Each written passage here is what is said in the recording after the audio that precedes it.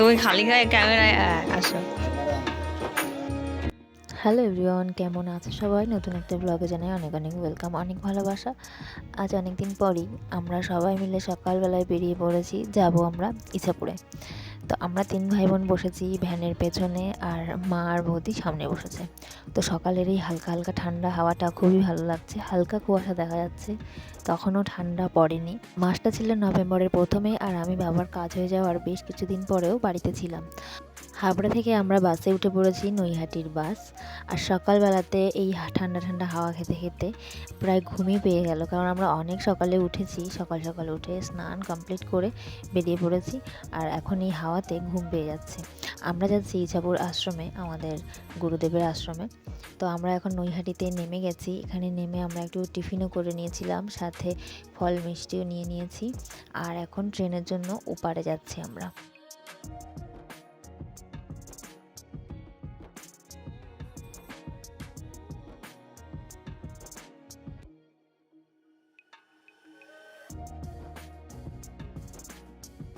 স্টেশনে ছিল ভালোই ভিড়, আমার তো লাগছিল ভয়।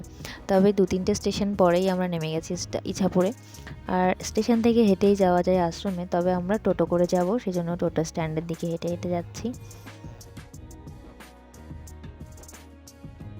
আমরা আশ্রমে পৌঁছে গেছি, আর তখন আশ্রমে সকালের পুজো হয়ে গেছিলো। আর এখানে আমরা একটু বসে আছি, আমাদের বসতে দিয়েছে। ঠাকুরকে প্রণাম করে ফুল প্রসাদ দিয়ে আমরা এখানে সকালের প্রসাদটাও একটু নিয়েছিলাম। আর আগে প্রতি বছর কালী পুজোর দিন আমাদের আসা হতো আশ্রমে, যেহেতু ঠাকুরের বাৎসরিক অনুষ্ঠান হয়। এখন বিয়ের 4 বছর পর আমি ইছাপুর আশ্রমে এলাম, কারণ বিয়ের পরে আর আসা হয়নি এই আশ্রমে। আর আগে যেহেতু ব্লগ করতাম না, তাই আর দেখাতেও পারিনি। তো আমরা চারিদিকে আশ্রম চত্বরটা ঘুরছি আর দেখছি, যেহেতু শীতের শুরু, তখন সারা আশ্রমে চারিদিকে সবজি আর ফুলের চাষ হচ্ছে। আর এদিকে বাচ্চারা সবাই খেলছে, যেহেতু আশ্রমে ছাত্রাবাসও রয়েছে। আজকে যেহেতু ছিল সানডে, আর এখানে ছুটির দিনে সবাই খেলছে।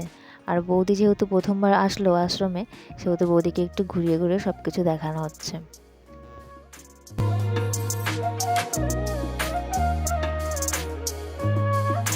চারিদিকটা দেখতে দেখতে মা যে জায়গাটা দাঁড়িয়ে আছে, এই জায়গাটা দেখে অনেক স্মৃতি মনে পড়লো, কারণ যে টাইলসগুলো দিয়ে গাছটাকে সুন্দর করে বেদি করে দেওয়া হয়েছে, বাবা তখন এটা করে দিয়েছিল। তাই বৌদিকে বলছে যে যখন বাবা কাজ করতো সেই সময়টা বাবা করে দিয়েছিল এটা।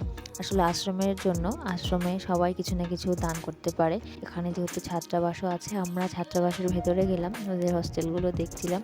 আর এখানে আমাদের গুরু ভাই দাদা আছে, তার ঘরে যাব আমরা। তো আমরা সেই চারিদিকটা দেখছিলাম আর ঘুরছিলাম ভেতরটা কেমন। অন্য সময় তো আর ভেতরে ঢুকতে দেওয়া হয় না।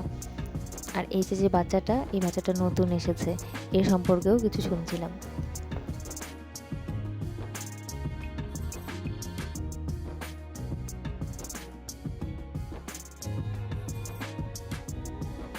আশ্রমের চারিদিকটা ঘুরে এসে আমরা এখন পুকুর পাড়েই বসলাম। এখানে বেশ ঠান্ডা ঠান্ডা হাওয়া, আর সত্যি ঘুম পেয়ে যাচ্ছে। আর এখন এই যে বাচ্চাগুলোকে দেখছে, যারা সবাই ছাত্রাবাসে থাকে, এদের এখন খাওয়ার টাইম হয়ে গেছে, ঘন্টা পড়ে গেছে, তো সবাই লাইন দিয়ে দাঁড়িয়ে আছে।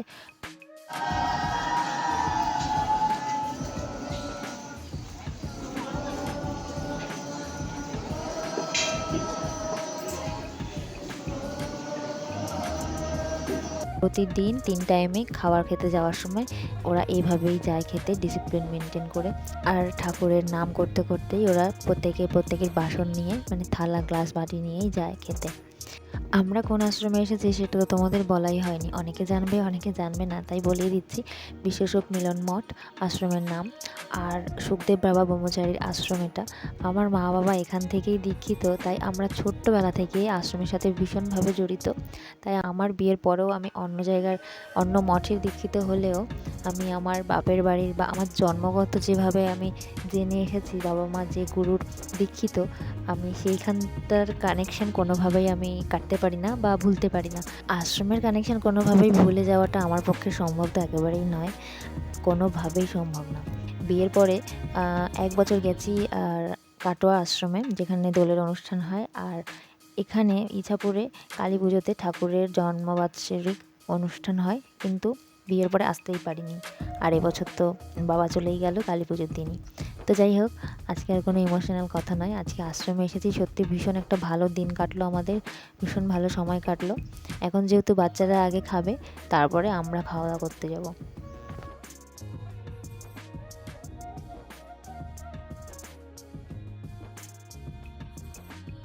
আমরাও খেতে চলে এসেছি, আশ্রমে প্রায় সকলেরই খাওয়া হয়ে গেছে, সবশেষে আমরা এসেছি।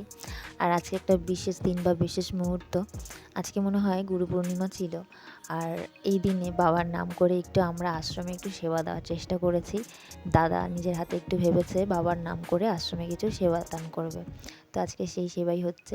তো এখানে বড় এক পিস মাছও দিয়েছে, সুন্দর রান্না হয়েছিল। আর আশ্রমের খাবারের কথা তো কোনো তুলনাই হবে না, ডাল সবজি সব কিছুই সুন্দর হয়েছিল। তারপরে খাওয়া দাওয়া করে আমরা এখানে একটু কথাবার্তা বলে বেরিয়ে যাব। আর যেহেতু সারাটা দিনই রোদের মধ্যে একটু ঘুরঘুর করেছি, মাথাটা প্রচণ্ড যন্ত্রণা করছে। তো চলো, আজকে সারাটা দিন আমাদের ভীষণ ভালো কাটলো। আর তোমরা সকলে ভালো থেকো, সাবধানে থেকো, সুস্থ থেকো। আজকের মতো টাটা, দেখা হচ্ছে আবার পরবর্তী একটা ব্লগে।